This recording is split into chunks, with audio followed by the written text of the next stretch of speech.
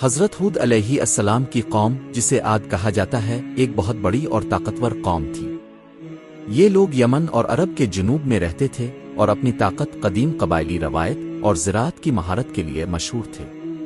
عاد لوگ جسمانی طور پر بہت مضبوط اور قامت میں لمبے قد کے تھے۔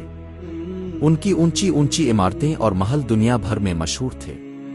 وہ صحرا کے وسط میں رہتے تھے اور بڑے بڑے قلعے، اونچی عمارتیں اور وسیع کھیت بناتے تھے۔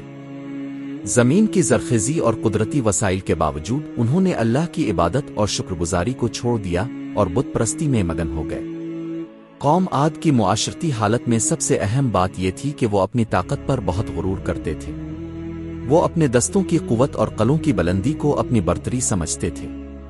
اپنے نفس اور طاقت کی بنیاد پر وہ اللہ کی نافرمانی اور ظلم و ستم میں ڈوب گئے۔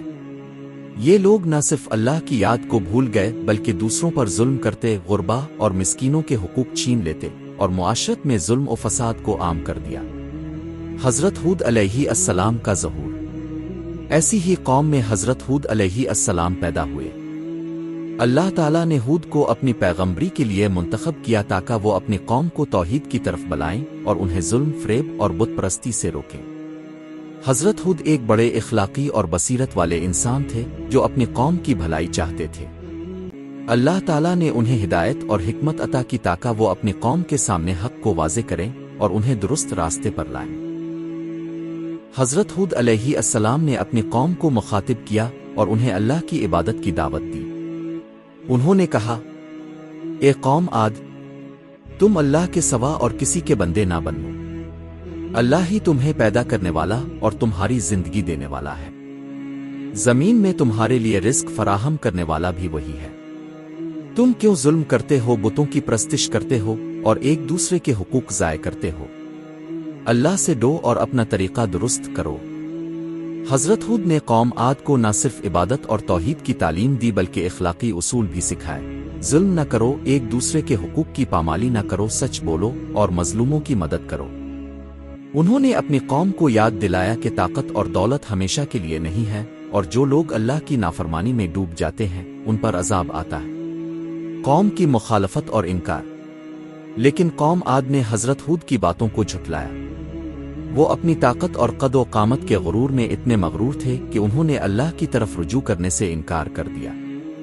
انہوں نے کہا، ہم تو بڑے طاقتور اور قابل ہیں، ہمیں کوئی نقصان نہیں پہنچا سکتا۔ ہود کا تو وہی شخص ہے جو ہمیں نصیحتیں دے رہا ہے لیکن ہم اس کی باتوں کو نہیں مانیں گے۔ قوم کی مخالفت صرف زبانی انکار تک محدود نہیں تھی۔ انہوں نے حضرت ہود کی تضحیک کی، ان پر الزام لگایا کہ وہ جھوٹ بول رہے ہیں اور ان کی دعوت کو مذاق سمجھا۔ وہ کہتے تھے کہ ہود ہمیں کیا سکھا سکتا ہے، ہم اپنی طاقت اور دولت میں سب سے بہتر ہیں، ہمیں کوئی نہیں روک سکتا۔ حضرت ہود علیہ السلام نے اپنی قوم کی ضد کے باوجود صبر کا دامن نہیں چھوڑا۔ وہ دن رات اپنی قوم کو اللہ کی طرف بلاتے رہے اور انہیں سمجھانے کی کوشش کرتے رہے۔ انہوں نے کہا، تمہیں یاد دلانا میرا فرض ہے اور تمہیں حق دکھانا میرا کام ہے۔ اللہ تعالیٰ تمہیں بچانے عذاب دینے والا ہے، تمہارے اعمال کا حساب اللہ کے پاس ہے۔ حضرت ہود اپنی قوم کو بار بار نصیحت کرتے کہ اگر وہ اللہ کی طرف لوٹ آئیں اور ظلم و ستم ترک کریں تو اللہ ان کے گناہوں کو معاف کر دے گا۔ لیکن قوم عاد نے اپنی تکبر اور غرور کی وجہ سے ہر نصیحت کو رد کر دیا اور اپنی راہ پر قائم رہے۔ عذاب کی نشانیوں کا ظہور۔ حضرت ہود نے قوم کو آگاہ کیا کہ اگر وہ توبہ نہ کریں تو اللہ کا عذاب ان پر نازل ہوگا۔ انہوں نے انہیں قدرتی نشانیوں کے بارے میں بتایا، جیسے کہ شدید ہوا، خشک سالی، زمین کے کھسکنے اور آسمان سے بارش کی کمی۔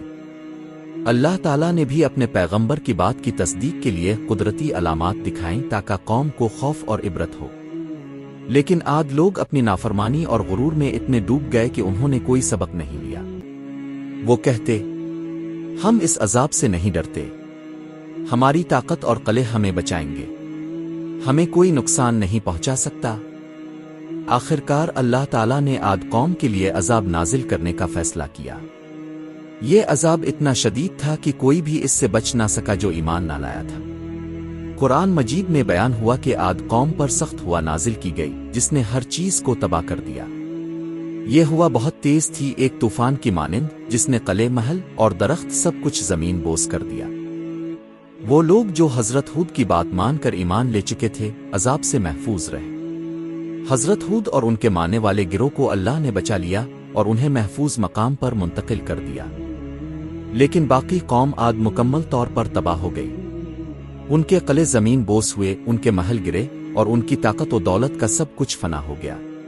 جو لوگ ایمان لائے اور حضرت ہود کے پیغام پر عمل کیا وہ زندہ رہے اور اللہ نے ان کی حفاظت کی۔ یہ واقعہ انسانوں کے لیے ایک عبرت اور نشان قیامت ہے کہ اللہ کی نافرمانی کا انجام ہمیشہ تباہ کن ہوتا ہے۔ طاقت، دولت اور جسمانی قوت انسان کو اللہ کی نافرمانی میں کامیاب نہیں کر سکتی۔ حضرت ہود کی سٹوری ہمیں یہ سبق دیتی ہے کہ ایک، توحید اور اللہ کی عبادت ہر انسان پر فرض ہے۔ دو، ظلم و ستم، بت پرستی اور دوسروں کے حقوق پامال کرنا نقصان دہ ہے۔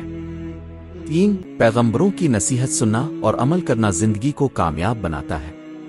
چار، غرور اور تکبر انسان کو تباہی کی طرف لے جاتا ہے۔ حضرت ہود علیہ السلام اور قوم عاد کی کہانی ہمیں یہ واضح پیغام دیتی ہے کہ اللہ کی نافرمانی، غرور اور ظلم کا انجام ہمیشہ نقصان اور تباہی ہے۔ حضرت ہود نے اپنی قوم کو محبت، صبر اور حکمت کے ساتھ اللہ کی طرف بلایا۔ جو لوگ سنتے اور ایمان لاتے ہیں وہ محفوظ رہتے ہیں۔ جو لوگ غرور اور تکبر میں ڈوب جاتے ہیں ان کا انجام عبرتناک ہوتا ہے۔ یہ کہانی آج بھی انسانیت کے لیے ایک زندہ سبق ہے کہ ہمیں اللہ کی عبادت، دوسروں کے حقوق اور اخلاقی اصولوں پر عمل کرنا چاہیے۔ حضرت ہود علیہ السلام کی دعوت اور عذاب عاد کی مثال ہمیں یاد دلاتی ہے کہ دنیاوی طاقت، دولت اور قوت اللہ کی نافرمانی میں انسان کو کامیاب نہیں بنا سکتی۔ تو یہ تھی حضرت ہود علیہ السلام کی مکمل سٹوری۔